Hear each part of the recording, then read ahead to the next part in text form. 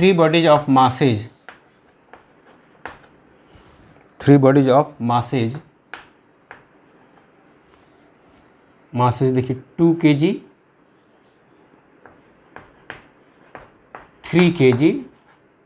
And 5 kg, ध्यान दीजिएगा,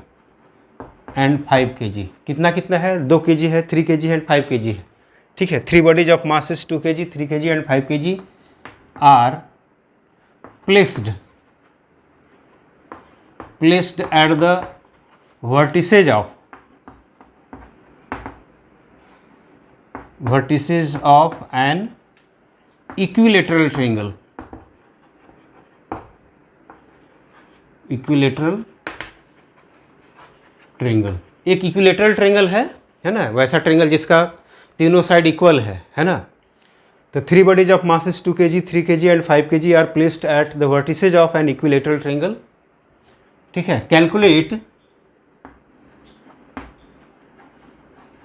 calculate the centre of mass of the system, ये पूरे सिस्टम का सेंटर ऑफ मास कहाँ पे होगा, है ना। This is what we have to calculate, ठीक है। तो यहाँ अगर थ्री बॉडीज का केस में कैसे बनाएंगे इसको, जैसे 2 बॉडीज में था तो हमने रख दिया था एक बॉडी उसमें से ओरिजिन पे और दूसरा बॉडी को एक्स एक्सिस पे रखे थे। यहाँ पे क्या होगा, थ्री बॉडीज में क्या होगा, जैसे फर्स्ट बॉडी दिया हुआ है, फर्स्ट सेकेंड थर्ड, तो फर्स्ट बॉडी को रखेंगे ओरिजिन पे, सेकेंड बॉडी को रखेंगे एक्स एक्सिस पे और थर्ड बॉडी को रखेंगे एक्स वाई प्लेन में कहीं पे, है ना। एक्स वाई प्लेन में मतलब depending on the shape of the triangle का शेप कैसा है, माने राइट एंगल ट्रायंगल है या मतलब इक्विलेटरल ट्रायंगल है या आइसोसेलेस ट्रायंगल है ना, उस पर डिपेंड करता है कि कैसे रखना है। अच्छा, यहाँ एक विशेष बात और इसमें क्वेश्चन में दिया हुआ रहता है, इक्विलेटरल ट्रायंगल है ना, यहाँ पे साइड दिया रहता है, यहाँ पर लिख सकते हैं कि the side of the triangle is, मान लेते हैं 2 मीटर है, ठीक है ना। जो ट्रायंगल है उसका साइड कितना है, हर एक साइड कितना है, तो 2 मीटर है। तो देखिए कैसे इसका सबसे पहले डायग्राम बनाते हैं, कैसे आगे बढ़ेंगे। तो देखिए ऐसा है, समझिएगा बढ़िया से, इसको ऐसा करते हैं, ये है एक्स एक्सिस हो गया, यहाँ ओरिजिन हो गया, इधर हो गया एक्स डैश, इधर हो गया वाई, ये नीचे हो गया वाई डैश, ठीक है ना। अब देखिए इक्विलेटरल ट्रायंगल हमको बनाना है, तो ऐसे होगा ना, यहाँ एक बॉडी तो यहाँ पर रहेगा ही, दूसरा बॉडी को हमने यहाँ दिखा दिया और तीसरा बॉडी को जानते हैं कहाँ, इक्विलेटरल ट्रायंगल है तो एकदम पक्का बीच में यहाँ दिखाते हैं, सो दैट कि इक्विलेटरल ट्रायंगल बन जाए। देखिए इस तरह से, मतलब इसको ऐसे कर देंगे, देखिए यहाँ से ऐसे मिला दिए,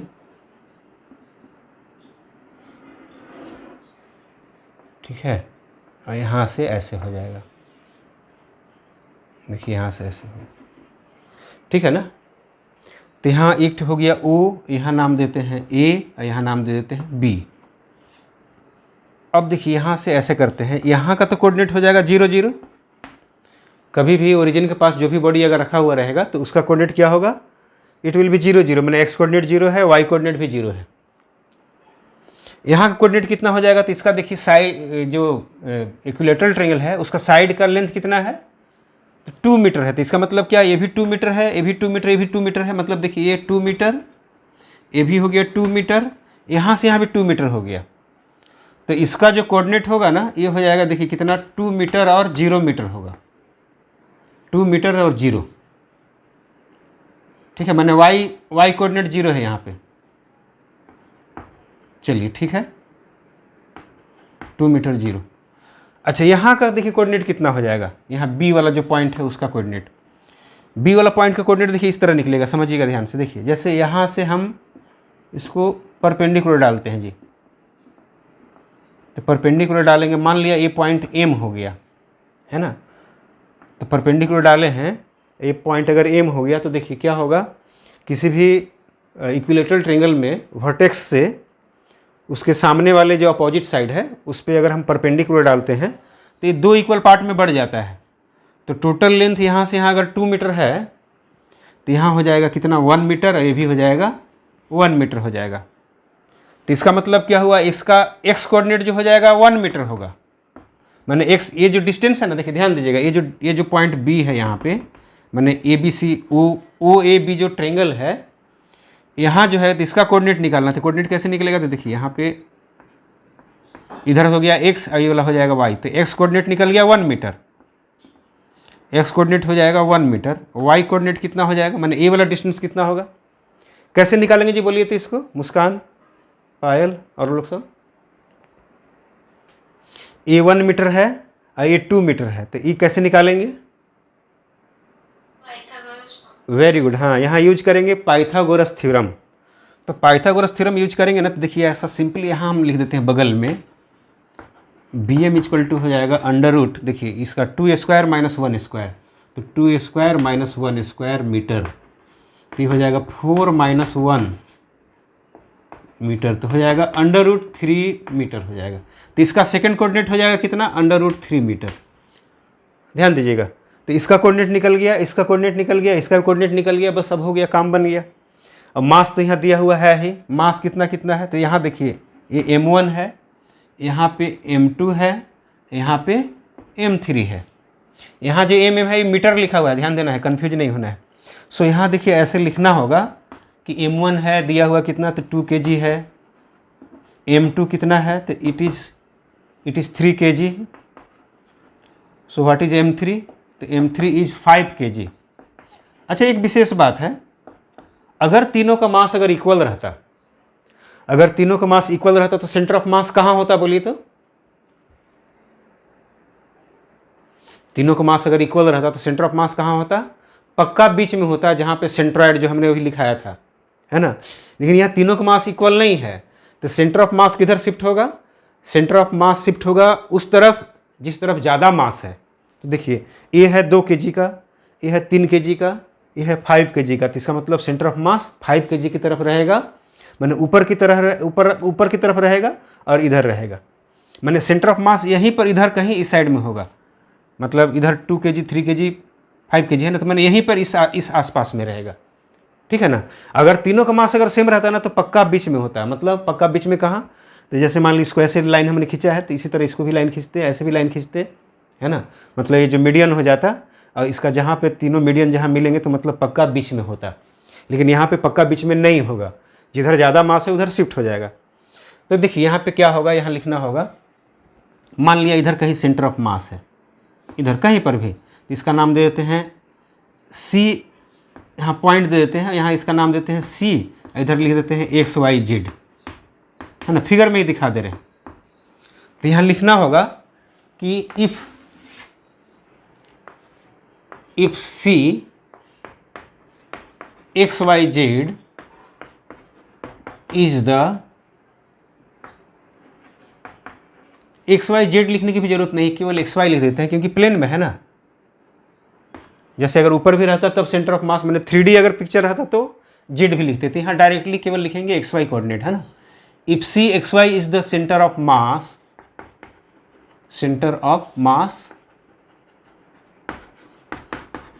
of the system,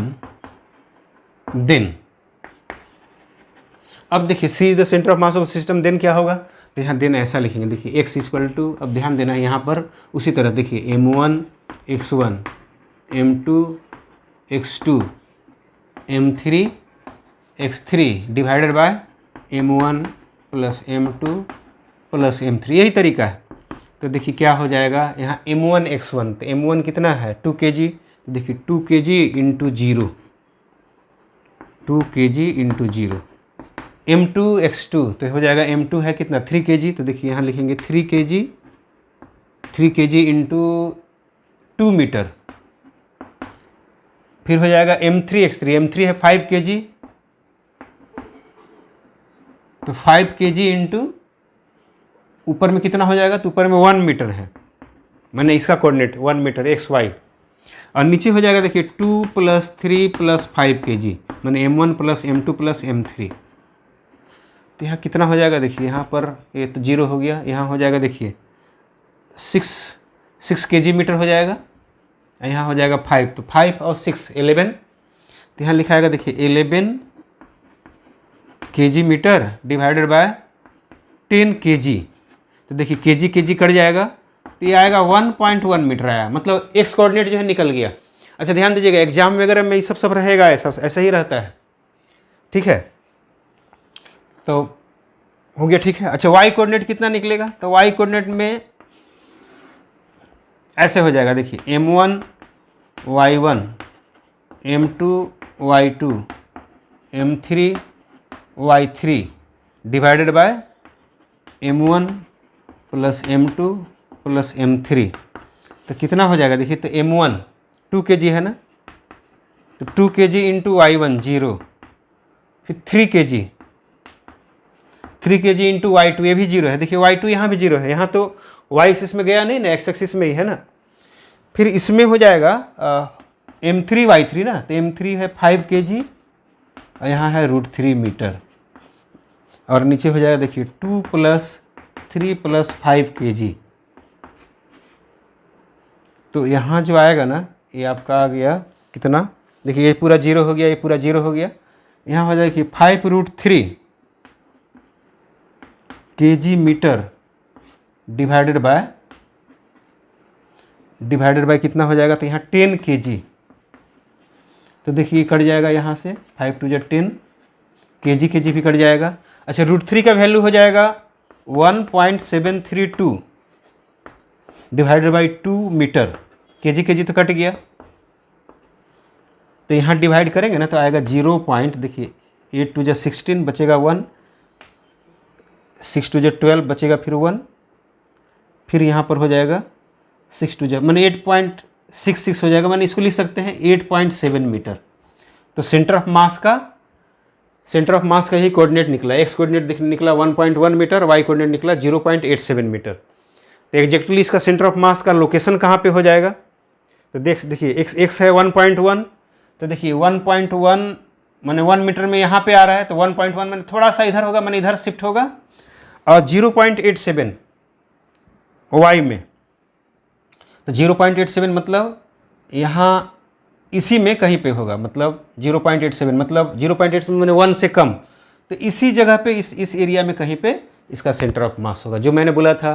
कि किसी भी बॉडी में अगर मान लिया किसी भी अगर सिस्टम में, जैसे यहाँ 3 बॉडीज का सिस्टम है, तो सेंटर ऑफ मास वहाँ शिफ्ट हो जाएगा जिधर ज़्यादा मास रहता है। तो यही आपका आंसर हो गया, मतलब अगर बोलेंगे सेंटर ऑफ मास कितना हो गया, उसका कोऑर्डिनेट क्या हो गया, तो एक हो गया एक्स कोऑर्डिनेट इतना हो गया, वाई कोऑर्डिनेट इतना हो गया। This is the answer.